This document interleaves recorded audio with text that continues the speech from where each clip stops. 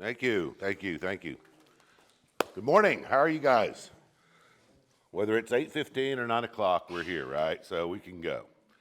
I tell you one good thing about these ducks, notwithstanding Tony's analogy with it, but last night we went to the Rangers game. We were in a black SUV. How many black SUVs are there? Hundreds, right?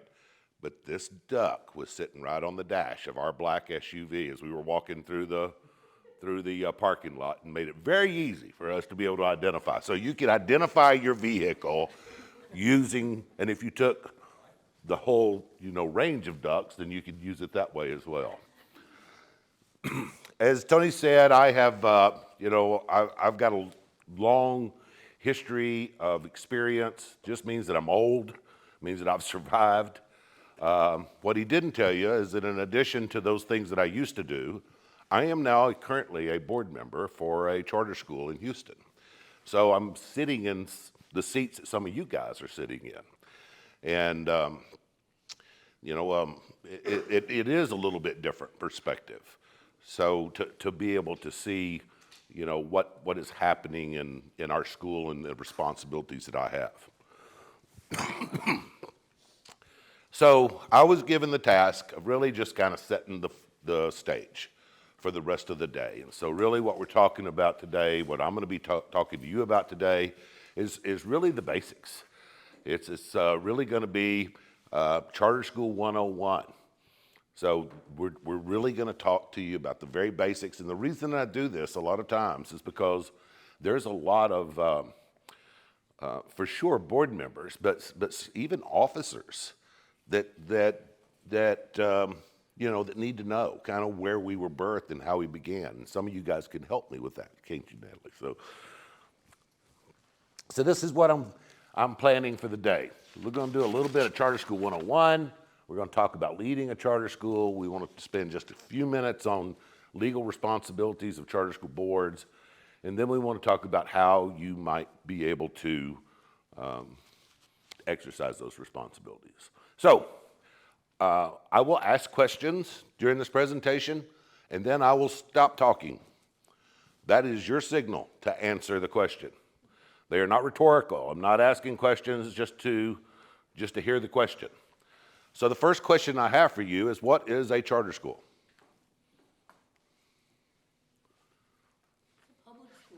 Public school. Alternative education. An alternative educational program. Unique mission. A school of choice. Innovation. All of those things are right, are true. So what is a charter school? This is what the law says. It's a public school of choice, right? We've talked about that. It's public, means that we're funded through state tax dollars, but we give kids and parents a choice, an option. So usually that option, at least when it originally started, that option was one of two things. First of all, it was an innovative program. It was something different. It's something that's not down the road. And so it was a choice for something different that the ISD campuses didn't have.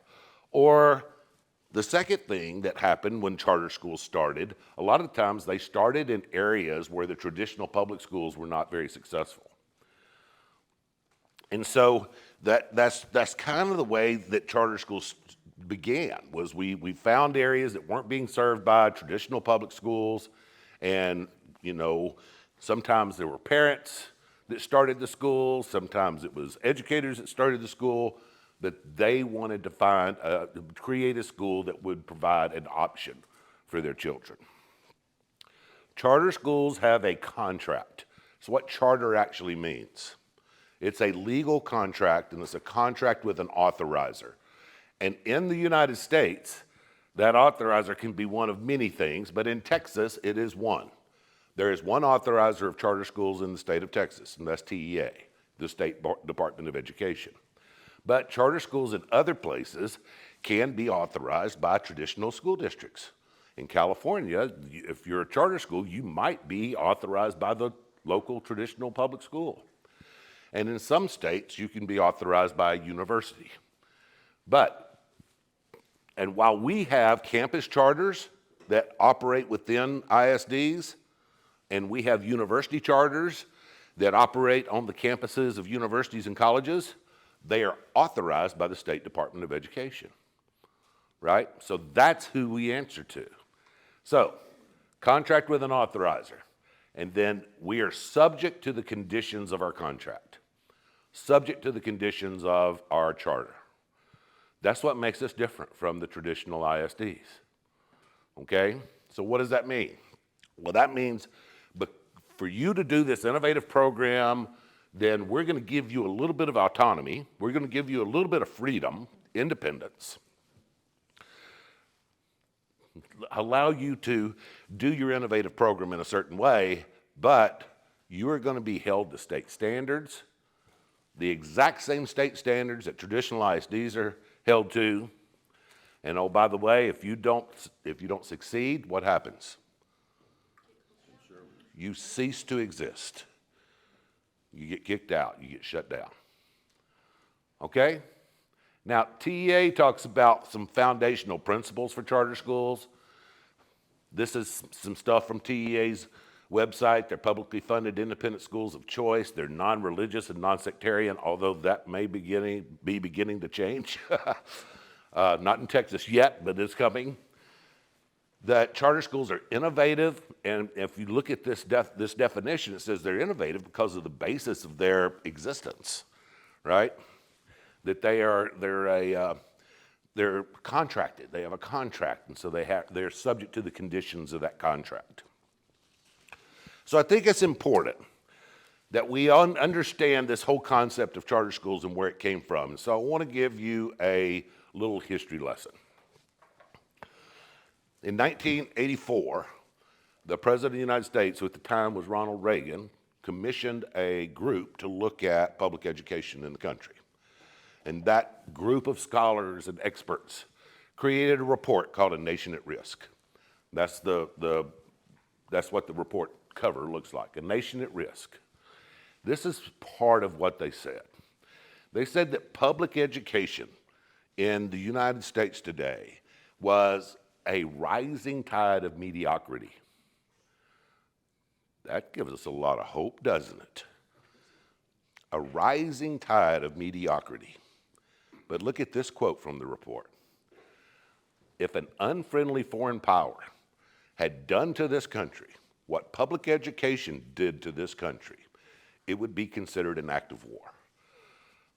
That's a damning report. The report had reverberations of influence and impact all across public education. Most of you guys weren't in the system then, weren't in the business then, but I was, and I can remember the responses. Has anybody ever heard of House Bill 72? Anybody ever hear of Ross Perot? So Ross Perot was in Texas at the time, just after this report was issued. He was a proponent for something called House Bill 72. House Bill 72 was the bill that first started no pass, no play, right?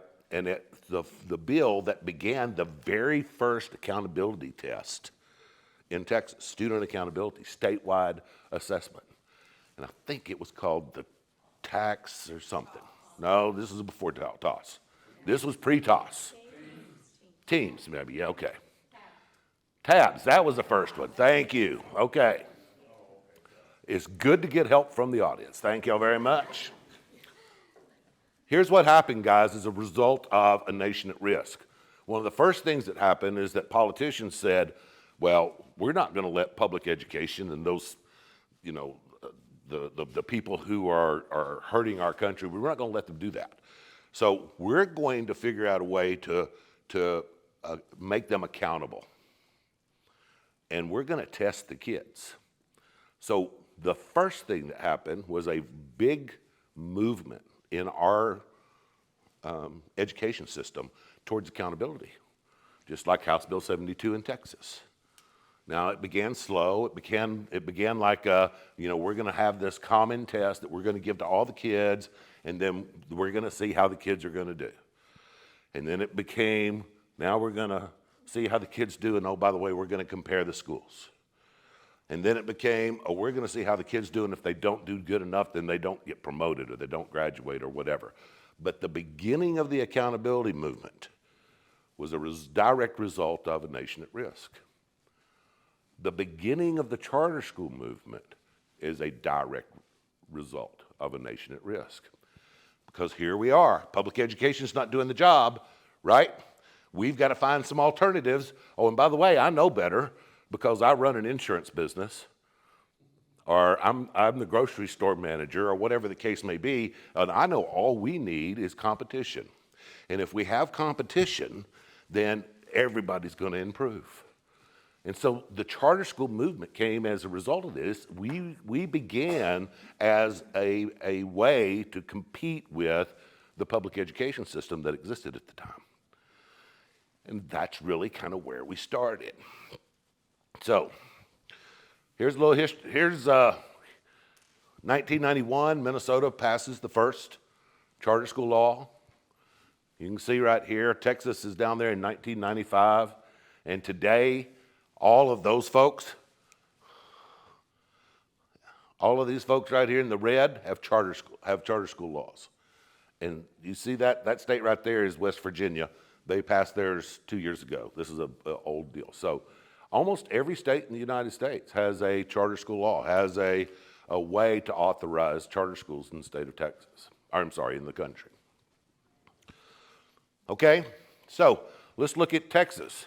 A little bit of history. So we already told you in 1995, that was when the first law was passed. 74th legislature passed it. In 1996, the State Board of Education approved the first charter schools. We called those Generation 1 charter schools. They're the very first year that you could have, 1996, you're called a Generation 1 charter school, and then each subsequent year you add to it. So Generation 2, 3, 4, 5. I think we're at Generation 28 now. I don't know. I'll tell you in just a second because I've got a chart. So that was when the first ones. Well, they opened in 1997. In 2001, the state passed laws that allowed universities and four-year colleges to not authorize, because remember the authorizer is still, well, at this time, the authorizer was the State Board of Education, but it still was the state. So, but they allowed them to start charter schools in 2009. Junior colleges were added to that. In 2013, a big law, a lot of us were around, that came that really kind of changed the landscape for a lot of charter schools. Senate Bill 2. It moved the authorizing responsibility from the State Board of Education to the commissioner. It raised the cap on the number of charter schools. It created something called the 3 strikes you're out rule. And it led to the closure of quite a few charter schools. But that's Senate Bill 2. And just a couple of years ago, the legislature wrote HB 3, which was a comprehensive rewrite of the finance part. Well, not comprehensive because we still use most of the same formulas. But there was some significant things that happened out of HB 3, including a lot of school safety requirements that we have today. And obviously this could be a lot more detailed than that, but that's generally a little bit of a history lesson as it relates to Texas charter schools. So I told you that the first ones were called first generation. You can see them right here. There were 20 first generation charter schools. Are there any first generations here? Lorraine, you guys, what are y'all? 11. Oh, okay. I think there are 5 first generation charter schools still in existence, I think, but I maybe there may be 6 or 7. But look what happened in right there. So when we started with a bang, right? We're going to authorize a bunch. And we did. In those 2 years, 150 charter schools were authorized. Look what's happening here.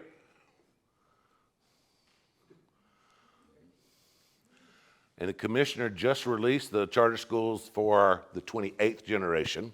So I think that's what I said a while ago. He just released his recommendation for the 28th generation. I think there were 6 on that list. None in the Dallas, none in Region 10. There's 1 in Region 11 in Fort Worth, but most of them were in San Antonio and Houston. But see, this is kind of the way that charter schools have been approved over the course of the years. So, let me go back. 342 charter schools have been approved. You see that right there? But look at this slide. So, 342 charter schools have been approved, right here.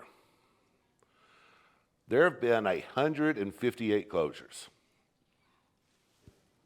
of charter schools. That means there's 184 active, approved charter organizations, 7 of which, for whatever reason, are not operating. This at the time included the schools who were approved but hadn't opened yet. So that means that right at the end of 22, we had 177 charter school organizations. We were approved to have 305, right? But look, guys, look at the, keep missing. Of the 158 closures, 56 of them were not voluntary. 56 of them were the state's going to close you for whatever reason. You can see these voluntary closures, 102 of them, 45 of those were consolidations. And so what that meant is that a single charter school is consolidating. Harmony used to be like 40 different charters. They consolidated. KIPP is consolidated. Uplift, quite frankly, is consolidated here in Region 10. So those were voluntary. And then they have these 57 surrenders and returns. Most of those were surrenders and returns on the threat of revocation. So, yep, you can surrender your charter, or we can take it away from you. That's your choice. And so, in those, in that case, then obviously, then they shut down. Anybody surprised that almost half of the charter schools that have been authorized in this state have been closed? It's a pretty significant number, right? Yeah. So, I want to talk to you real quick about leading a school, what it takes to lead a school. Your jobs, some of you guys are officers, some of you guys are board members, but just want you to know kind of what you're getting yourself into.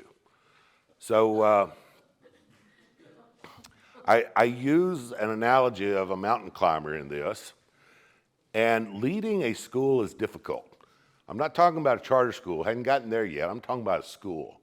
In fact, it has been called an impossible job to lead a school, to be a school superintendent and leading a school. So I use the analogy of this mountain. Anybody recognize this one? This is Everest. This is Mount Everest. This is the tallest mountain in the world. So it has been climbed 5,656 times. So lots of people have done that. Walked over dead bodies sometimes to get there because 223 people have died trying to climb this mountain. So that means that, 1 in 25? Is that your chance? Something like that, of losing your life by climbing Mount Everest. But leading a charter school, guys, is even more difficult. In fact, look at some of these quotes. They used a different analogy. They're using a circus analogy here.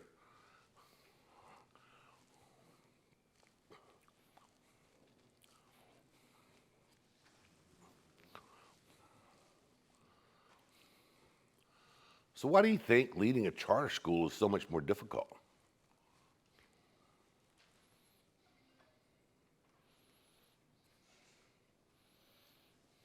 Fewer resources. A lot of times fewer resources. I'm sorry? Uncertainties. The rules don't change, right? So because you don't have certain staff or departments or what have you. But you also, as a charter school, you are, again, subject to that contract in that, to me, running a charter school, one of the reasons it's more difficult because of the pressure that you have that you don't have. I've been an ISD superintendent. The pressure for me was the community. as an ISD superintendent, meeting the needs and desires of the community. And sometimes those had nothing, in fact, a lot of times those had nothing to do with academics or education. Right? So if running a school is like climbing Mount Everest, I'm going to tell you, I think that running a charter school is like climbing this mountain.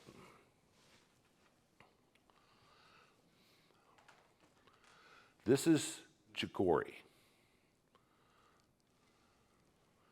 This mountain is called the Peninsula, or whatever that is. It's the goal for every mountain climber is to climb this mountain. It's not as tall as Everest, but it's dangerous. In fact, it's only been climbed 189 times. And look, 49 people have lost their lives trying to climb this mountain. So if running a school is Mount Everest, running a charter school is like K2, it's like Chicory. It's hard.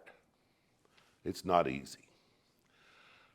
And not only is it not easy, those of you who are board members, like I am, we have reputations also. So I'm running a charter school, I'm on the board, and look what some of the literature says about what I do.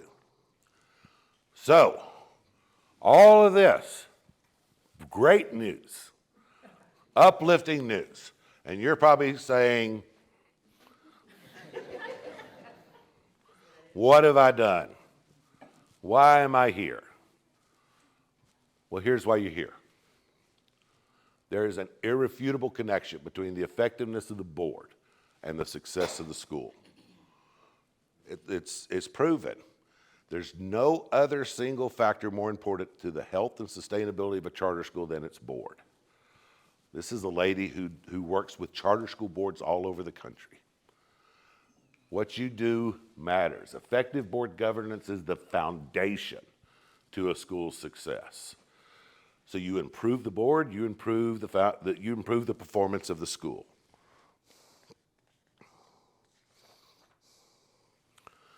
That's why we're here. We're not here because it's hard, because it is hard. We're not here because we have, it's stacked against us, because it is. We're here because we make a difference in the lives of children. And that's why we started, right? And so we have to continue to remind ourselves of that, even through all the muck, even through all the junk that we have to go through as school leaders and school board members. I want to talk to you just a few minutes about your legal responsibilities. Again, this is primarily a board training, but you guys that are charter school officers need to understand this as well. So your legal responsibilities, this is what Texas Education Code says. It says that the governing body is responsible for what?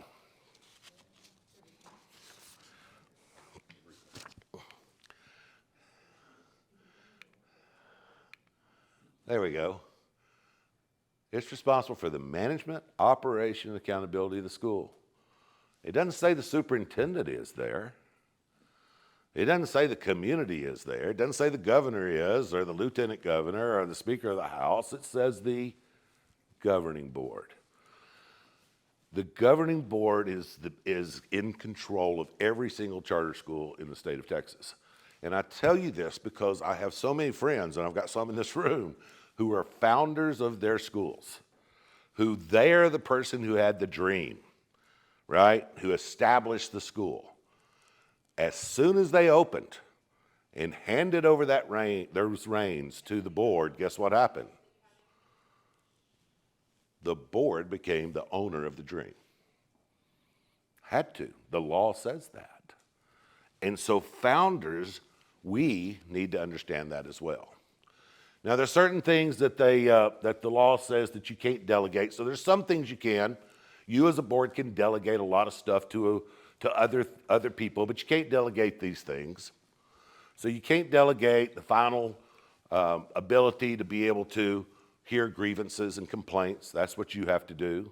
You can't delegate the approval of your finances, your budget, and your budget amendments. You can't delegate the safekeeping of public records, or you can't delegate policy. You can't delegate the approval of the independent audit. And you can't delegate the ability to hire and fire your single one employee. Board members, look at me. You have one employee. One. The director of curriculum is not your employee. The second grade teacher is not your employee. Your employee is your person that you hire to run the school, and that's your CEO, superintendent. And they're the only employee you have. Who does everybody else work for then? Yeah, your CEO, superintendent. So, it's important that boards understand that while they are responsible, ultimately, we looked at that law, right? They hire somebody to run the day-to-day operations of the school. And when you hire them, get out of the way. Let them do their job. Whole nother training that we can do talking about the difference between governance and management and talking about the role of a board. But we don't have time for that one today. Okay, here's what the Texas Administrative Code says about delegation. You must specify those things that you're going to delegate. If you're going to delegate it to an officer or even a contractor, there are some schools that operate in the realm of big CMOs, charter management organizations. And our law says that you have to have something that has written down that delegates to that CMO those responsibilities, but it doesn't change the fact that you as board members are ultimately responsible. So even though you delegate, curriculum or back office or whatever to somebody, you're still responsible as a board. It means you have to provide that oversight. So these are your legal responsibilities. Oh, and by the way, what happens if I don't do them? Well, this is what the law tells us.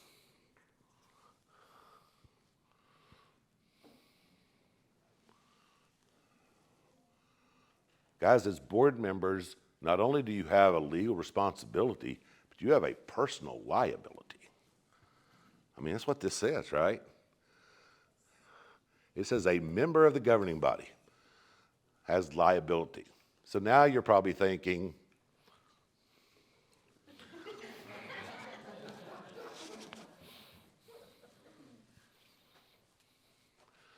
it is important that you understand your roles. It's important that you understand that you as governing board members have some responsibilities. So I want to talk to you real quick about exercising your responsibilities. I mean, see, it's not a clock in here, man. This is like a preacher at least has a clock at the back of the auditorium. So I think that there are three functions of a school board.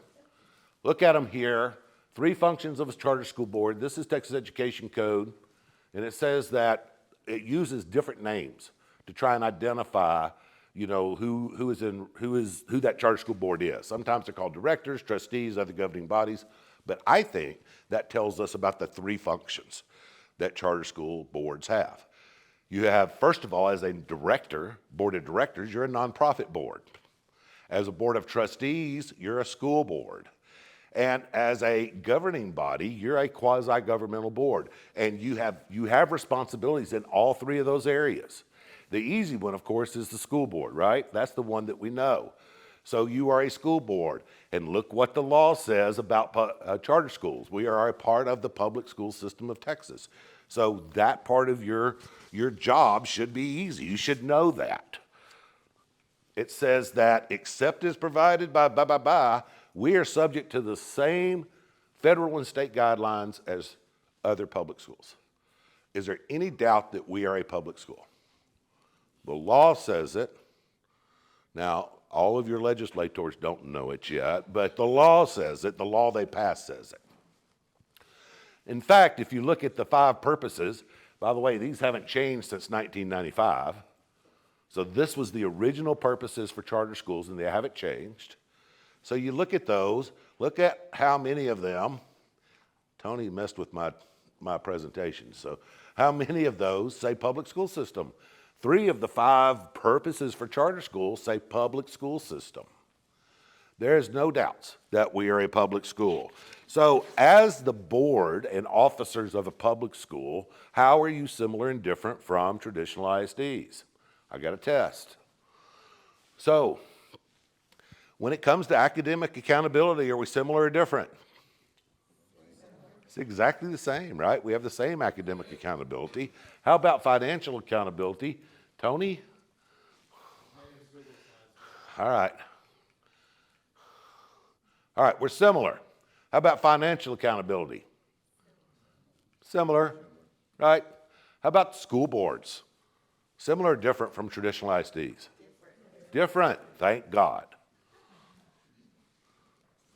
Anyway, I won't go any further. But how about PEMS reporting?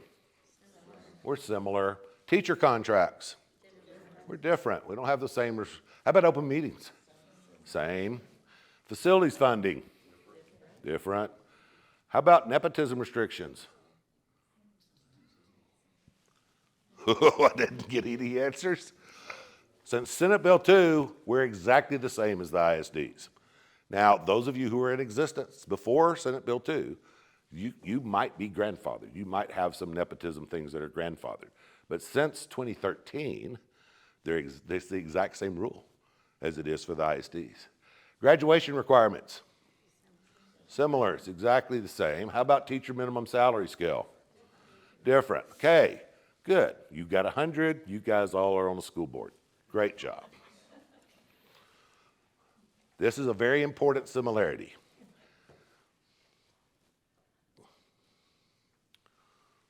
Now, it doesn't take away that liability that I was talking to you about from the Attorney General. But you do, as board members and officers, have governmental immunity, right? At the same level that traditional ISDs have. And that's important. Okay. The second thing is you are a quasi-governmental board. In fact, this is what the law says. Sometimes charter schools are considered governmental bodies. Sometimes we're considered to be local government. The Attorney General even said, there are some occasions when charter schools are considered political subdivisions. My point is when it's convenient for the state to consider you a government, you're a government or a quasi-government, right? Now, traditional ISDs are a government, right? They have taxing authority. That's kind of what defines, government. They are elected by their constituencies. That kind of defines that. We don't have that ability, but we still, in some cases, are considered to be quasi-governmental boards. And primarily it comes with two laws, or the most probably obvious example is two laws. The first is Chapter 551 of the Texas Government Code, which you guys know is the Open Meetings Act. And so I'm going to do your Open Meetings Act training now, okay? If you take it on the AG's website, it's an hour long. Your meeting has to be public. It's necessary for board action. Let me pause and say that again. It's necessary for board action. Board members, you have zero authority on your own. None. You can't go into a school and, flex your muscles or pop your chest out, well, I guess you can, but you don't have any authority. You can't you don't have any power. The only time that a board has power is at a legally called meeting of a quorum of the board. It has to be a quorum. It has to be a decision-making group, okay? Meetings are necessary for board action. They must have an agenda. There are posting requirements for that agenda. Your meetings are open to the public except for a very few exceptions. That's those closed meeting exceptions, okay? Here's an important also. Board members, your meeting is a meeting of the board in public. Your board is the governing body. Your board is the decision-making unit. The public's not the decision-making unit. Now, the law does say we have to afford them some opportunities to speak, but they're not the ones making the decision. So I think sometimes we get into that, this board meeting it has to be the public involved. That's not true. Okay? It's your meeting. You guys are the board. Chapter 552 is the Public Information Act, another hour-long training on the AG's website. And by the way, none of this is going to substitute from your requirement for those trainings, but you can see it requires you to be trained. You have to have a policy. There's some very specific guidelines in the law on how schools are to respond to public information requests. The big takeaways, I think, for you guys as school board members and officers is you need to understand that every communication that you have about your school is considered public. Okay? Text messages, emails, all those are considered public. So subject to the public information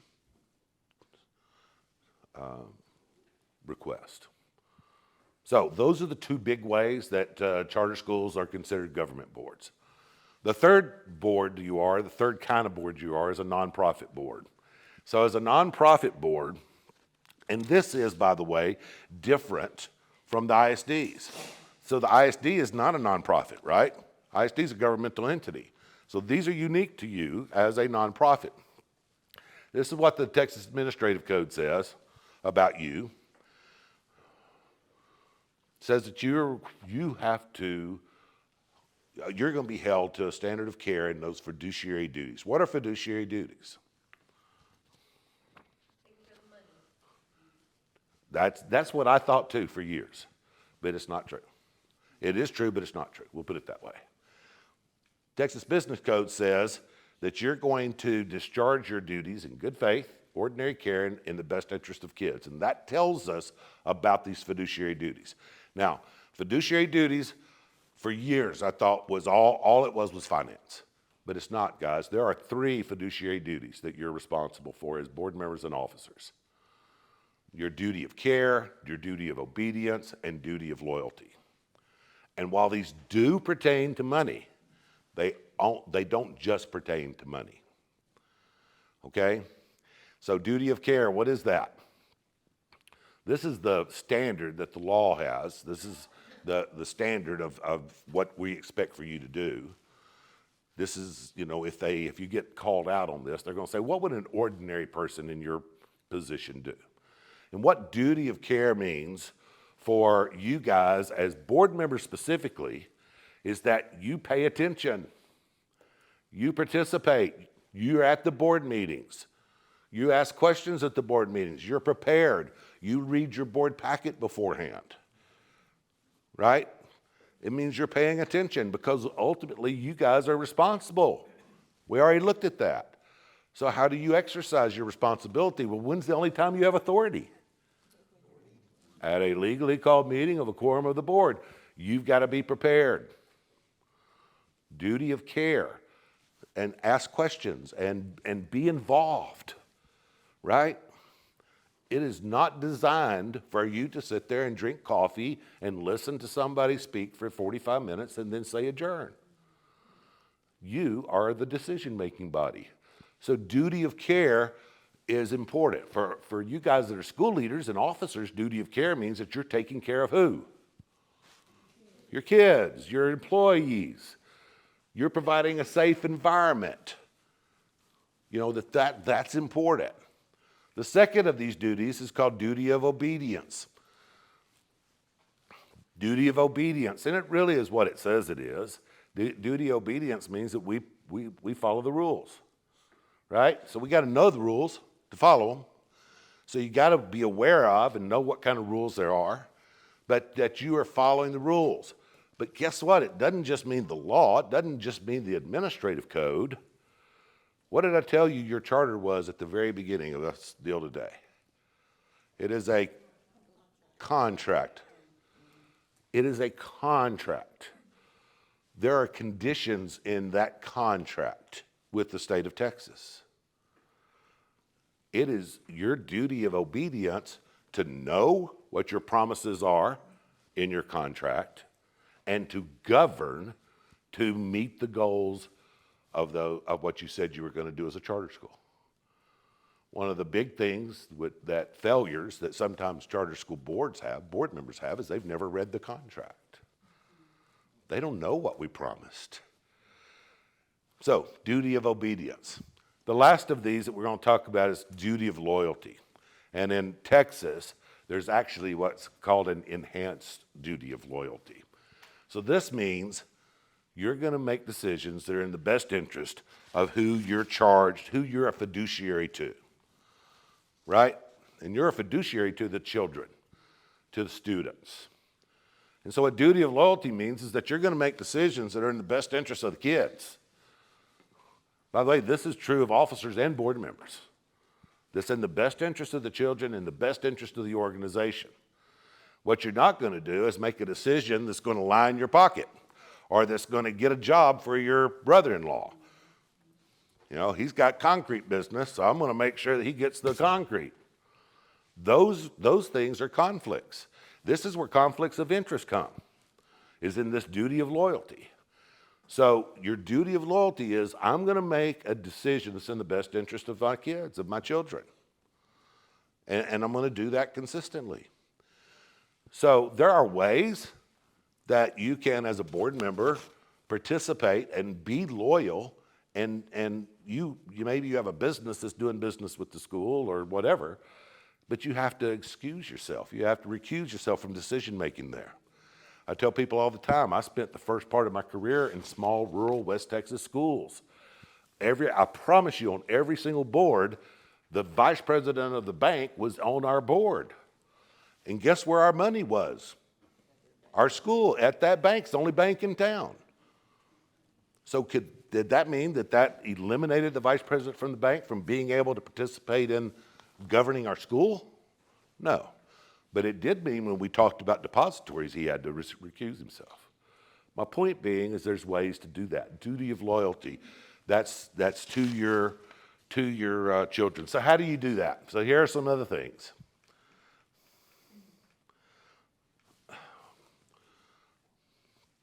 You need to know your charter, know what your mission is, understand that. You need to create and follow policies, get advice from your attorneys, from your CPA, all those things. I'm not going to read them, y'all can read them. Those are the ways that you adhere to your fiduciary duties.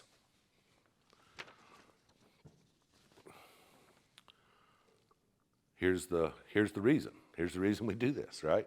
It's the reason we do all this. We saw this before. What you do as charter officers, leading schools, what you do as board members, governing your schools matters. It says so.